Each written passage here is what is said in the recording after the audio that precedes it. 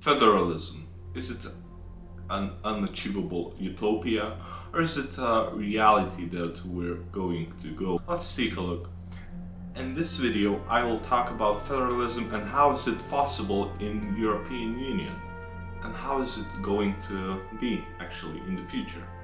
So I'm going to explain it in three simple points. I'm going to look back at the history of federalism in Europe. I'm going to talk about how is it now, where are we currently standing, the situation of the European Union, and compare it with the other unions and federations, for example like USA, the most popular federation model I think there is. And the third point is going to be, why is it important to us? Why it should matter to us? And I think it should matter to us very much. Hello folks, I'm Dominikas and I'm going to talk about federalism in Europe. So let's take a look back into history. The idea of federalism is not really a new one. First one who talked about this is an Italian politician and philosophist, also political theorist, Altero Spinelli.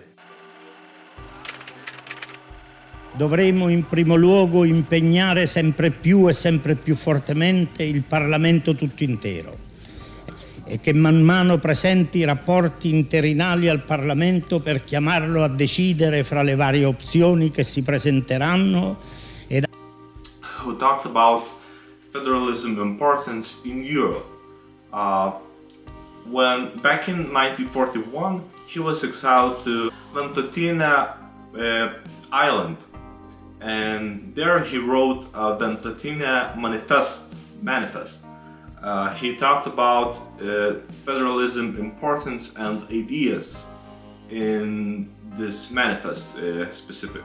So the most popular quote from this manifest I can tell is the one where he said that the European Federation of States is the only way to ensure peace and freedom on this continent.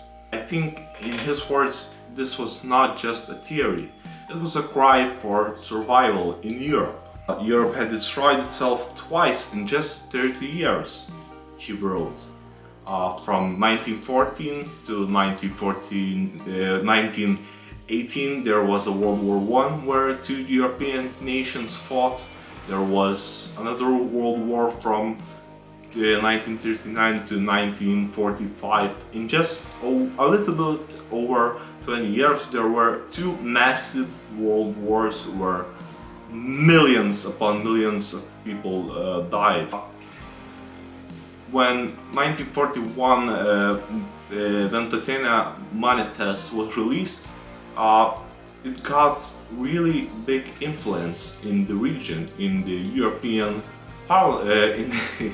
European community. People thought about, yeah, well, maybe this is a good idea, maybe we should do some sort of, maybe not European Union at the first place, but European community where two nations would be really close in some sort of thing that they wouldn't fight anymore. For example, first move, the real move where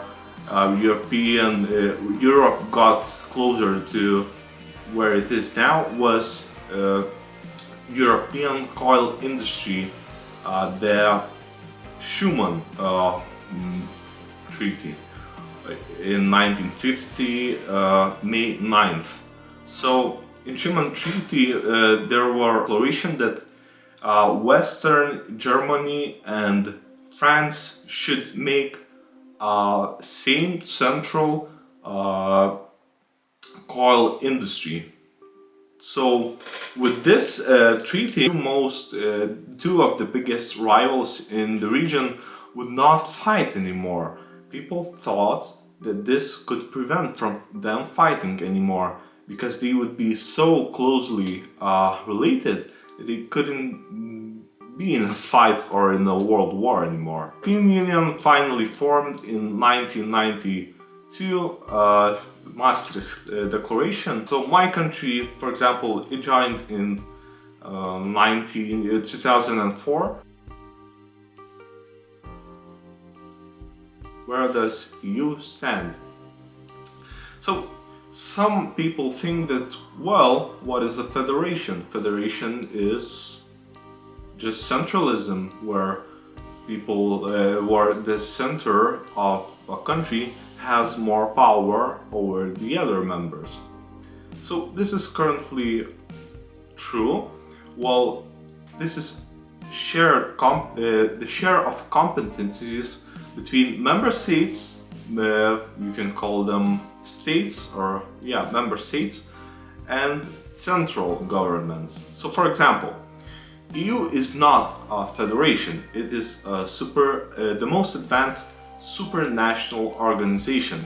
It works sort of like confederal state, like it was in the 18th century in the USA.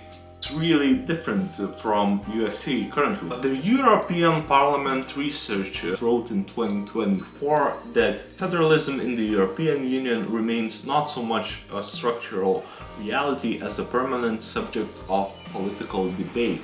So that means that the EU has strong institutions like AGC, but it's still based on national sovereignty. Some policies are shared, which is true, but the real power often stays in national capitals. It's a hybrid system, so you can technically call it a confederal state, confederation, to be honest. Moravcsik, one of the most famous scholars of European integration, describes it like this: the EU functions as a federation in specific areas: trade, competition, monetary policy. But political authority in most cases remains with national governments. This is important. The EU looks federal in some ways. We have the euro, we have a common market, even the European Court of Justice. But in other ways, it's just a confederation of states. Could Europe face the same path as the United States? Money, who pays? Economist Francesco Salotti in 2025 wrote, "Without a common fiscal mechanism, federalism in Europe cannot work. The budget is the backbone of political power." And that's the truth. Federalism is not just about laws or institutions. It's about money, about the budget. Budget today is only 1% of EU's GDP. For example, USA, the real federation, for example, has 20% budget of US GDP. So think about this, what could we do with additional 19%? We actually saw one really big exception in the European Union when there was a COVID-19. EU has created the Next Generation Recovery Fund. It was a federalism in practice. Common debt, common spending. As a Lithuanian, I see both risk and many advantages in EU federation. And I think the advantages overpower the disadvantages in this case. Biggest opportunity for small countries like Baltic states or Finland, etc., is the common security guarantees. More Europe means more security, first of all. For small countries like Lithuania, standing alone in a dangerous world is risky. Federal Europe could guarantee collective defense, stronger diplomacy. So why doesn't the Europe become a federation? I think the main core tension is between those 2 points. It's security through unity versus identity through independence. And every European feels it differently. Next, I could be asking, I think the best answer comes from one of the EU's founding fathers, Jean Monnet. He said, Europe will not be made all at once or according to a single plan. It will be built through concrete achievements which first create a de facto solidarity. And that's exactly how I see federalism. It won't happen overnight. But each crisis, whether it's war crisis or migration, pandemics or climate change, is towards more integration. So could federalism save Europe today? Maybe not today. In the long run, however, it might be the only way forward, as I see. What do you think? Also, if you like federal European idea, I would like you to follow one of my friends' organization, which is called Ave Europe. I will put the link in the description below. Thank you. Would you support Federal Europe? Let me know in the comments. If you like this video, please share it with your friends. Thank you for watching. Please subscribe to the channel if you're willing to see more law-based or political-based content. Thank you guys for watching, and I'll see you in the next one.